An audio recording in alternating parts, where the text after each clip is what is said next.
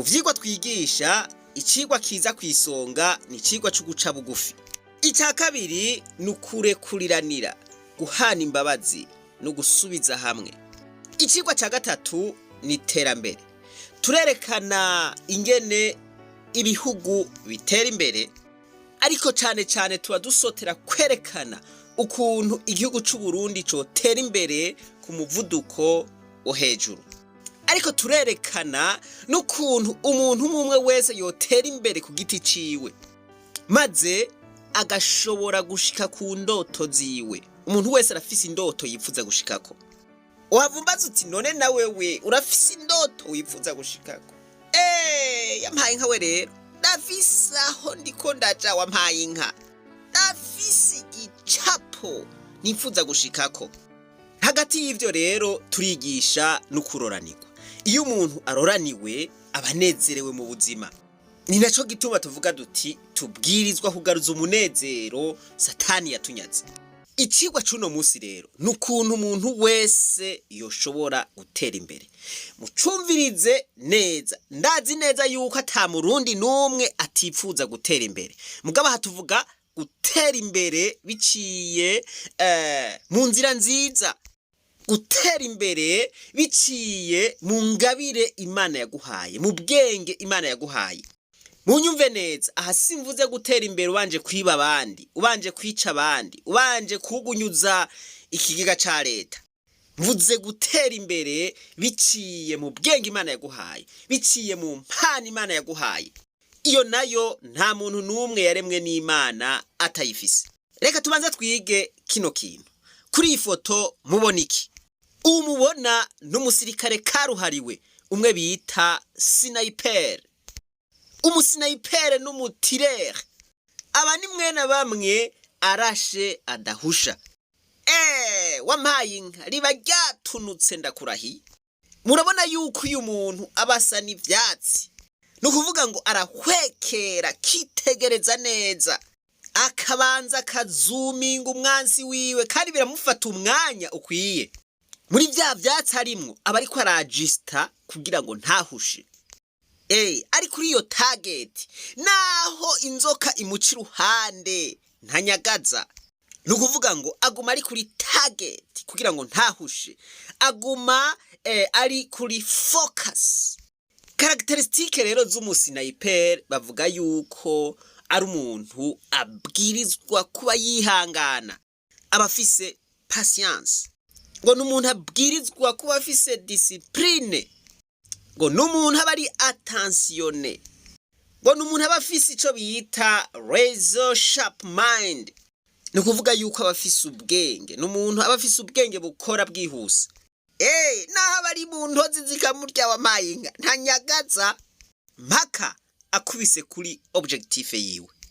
Kubera iki nazanye igicapo? Nazanye igicapo kugira ngo mushobore gutahura ibituma umuntu ashika kwihangiro ryo gutera imbere.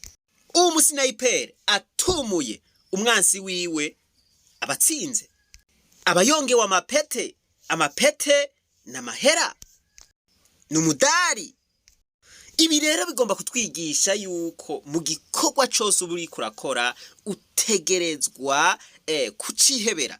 Ukambara ishashe wampaye inka. Umusoda murabona yuko yemera agasa n'ivyatsi, agasa n'umwavu, mugabo mpaka ashitse kuri objectif yiwe. Nuko mwitumako utazi icarico. Kare na kare abasoda bahora bagira ico bita manevre. Niho twahora tubabona bambaye ivyatsi. Nabo nyene baba bambaye nkuku nyene. Ariko nibaza yuko ubu bitagwiriye. Nuko rero iyo ufise ikintu wifuza gushikako, wifuza kuronka amahera, ufise indoto y'ikintu ugomba gushikako, hari bikorwa utegerezwa gukora ku munsi kugira ngo ushobore gushika kw'iryo hangiro ryawe. Ivyo bikorwa navyo ni bikorwa bimatanye n'impano Imana yaguhaye. Andazi ko benshi baca bavuga ngo yango sindamenye impano yanje. Mana yanje. Ubwa mbere bwobwo naho utarayimenya umenye kuyifise. Ico gikorwa rero ukora ukoresheje impano yawe gifatanye n'umuhamagaro wawe, gifatanye n'ico wahamagariwe gukora kuri ino si. Ico bita umuhamagaro naco ni ikintu kiza muri wewe kije gutora inyishu y'ikibazo kiriho. Nta muntu ashobora kugira umuhamagaro atari uwo gutorera inyishu y'ikibazo kanaka. Umukozi w'Imana aza kugira ngo yigishe ubutumwa bwiza ku batabuzi. Okay?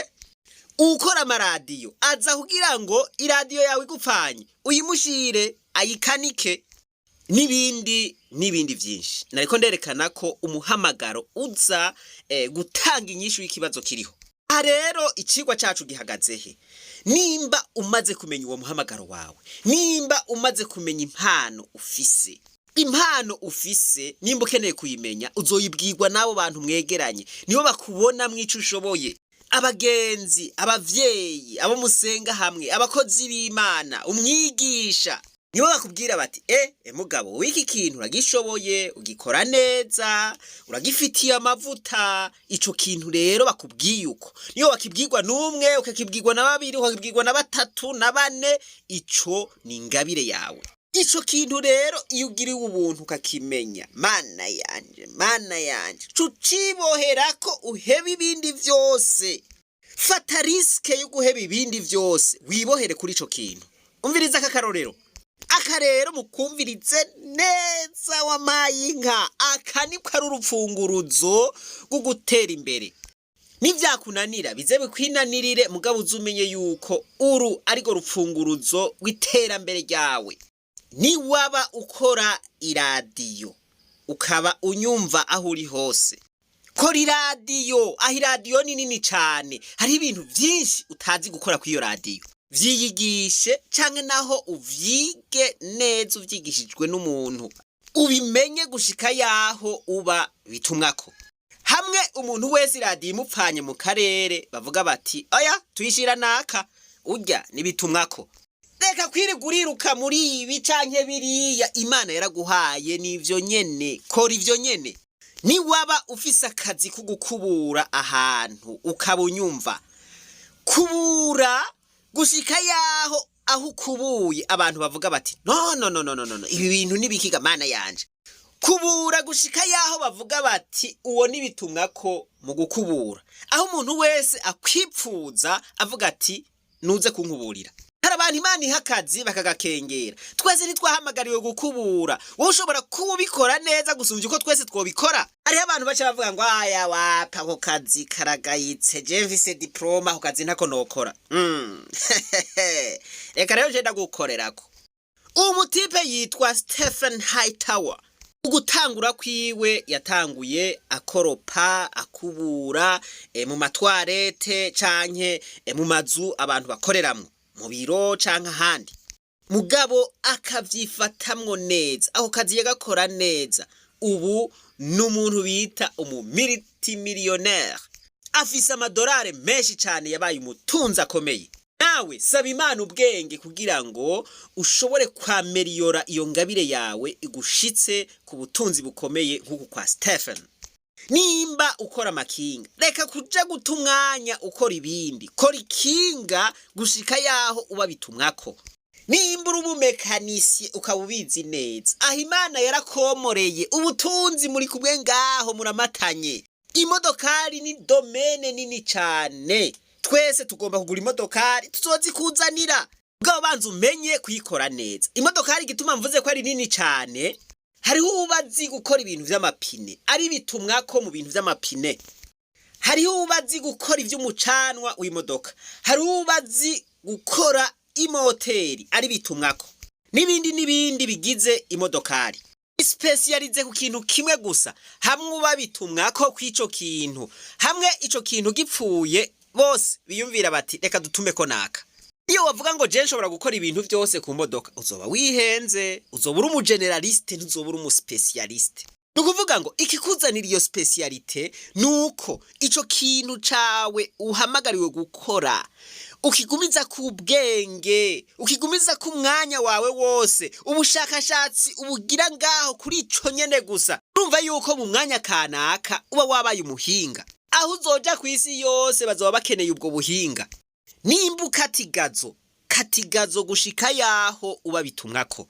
Ufise impano yo kuririmba, kora ijwi ryawe gushika yaho turyumvise twese tuvuga duti turonderera umuririmbyi aturirimbire. Nimba ukora ikinga, nimba ukora amamoto, nimba ukora imodoka, ivyo twabivuzeko. Ushobora kuba uri umurovyi, ushobora kuba uri umudandaza, ikintu ufise mw'impano cose sinobidondagura ngo ndabiheze. Nimba uri umwigisha akaba ariyo mpano yawe, igisha gushika yaho abo wigisha bumva ivyo bigishije biriko birazunguruka mu maraso, ubibateremwo nka serumu. Mwarabonye wa mudamu mperuka kubereka muri ya bonus Mrs. Parker, nibaza yuko mwabonye ingene vyamugendeye. Kwigisha ni impano yawe canke ubikora nk'akazi? Ivyo niyo bikora neza nivyo bizogushikana ku ndoto yawe. Hakumugwi wose wabo ndiko ndavuga, sinashoboye kubitanga vyose, ariko haba hari abantu bateye imbere kubera ivyo noshobora kubazanira. None wewe wumva wocu ugira ivyitwazi vyahe? Nimba uzi yuko ufise ingabire y'ugukina umupira, reka kubigira wiryohera, bigira umwuga. Messi kugira ngo aronke igikombe c'inzahabu canke aronke Ballon d'Or, nta n'amashuri afise n'icongereza kiramugora kuvuga, ariko yamenye ko afise impano. Umwanya wose awumara ku mupira, ivyiyumviro vyose abishira ku mupira, amahera yiwe yose ayashira ku mupira. Ubu ni rurangiranwa. Nimugombe muvyumve, Michael Jordan amashure yaramunaniye, ikintu yaciye akora, yaciye atangura gukina basket. Umwanya wiwe, ivyiyumviro vyiwe, amahera yiwe, energy yiwe, vyose abishira kuri basket. Niyo yari impano yiwe. Arashika yaho isi yose mumenya nka Michael Jordan. Aho gukina amabasikete uja kwikina ku munsi wa gatandatu gusa. No! Heba ivyo uriko urakora vyose uyigira umwuga. Ejo uzoba nka Michael Jordan. Kuvuga ngo wowe urazi yuko ufise impano, ariko ibindi ubiha 90%, iyi mpano nayo ukayiha 10%. Ibi ni biki? Murumva yuko ataho vyoca kugira ngo ushobore gushika kwihangiro yawe, ahubwo hindura ibintu. Iyi mpano yihe 99%, ibindi ubikore kuri 1%. Nimba uri umwubatsi, Imana yaraguhaye iga neza kubaka gushika yaho uba bitumwako mu karere urimwo. Guparapara mu bindi uja kudandaza muri ibi na biriya, umwuga wawe Imana yaguhaye ukawukora ku bice 5, ibindi navyo ukabikora ku bice 95%. Impano yawe warayinzingamitse, ayo n'amakosa. Ubwenge bwawe bwose n'umwanya wawe wose bishire kuri uko kubaka. Aha ngoma nje kuba ari myiwa mpayinka, aba rero ni beje cane, ndazi yuko munyumva. Muranyumva? Ndasubiyemwo, muranyumva mwebwe? Kurugutura amatwi rero twige. Mbwiza ukuri ko wiyumvamwo uburimyi butembera no mu maraso yawe. Aha sindiko ndavuga bamwe babura uko bagira bagaca baja kurima. Oya, sindiko ndavuga bamwe bavuga ngo twarabuze ivyo dukora hanyuma duca tuja kurima nta kundi. Ndiko ndavuga umuntu afise umuhamagaro wo kurima, umuntu yumva mu gihe atarimye atoronka amahoro, ukurima atarimye arababwa. Nimba ufise uwo muhamagaro rero, nimba ufise iyo ngabire, nimba ufise ayo mavuta, Imana yaraguhaye, yarakomoreye nuko utabizi. Ibitegwa vyose ntiwoshobora kubirima ngo bishobore, ariko hari igitegwa kimwe conyene ushobora kuba urimye kikwitaba. Abandi barakigerageza bikanka, mugabo wewe ukimbura tu. Karero gutumwanya uja kurima vyose, urima ibi na biriya, ntavyo woshobora. Rima ico gitegwa uzi neza yuko kikwitaba.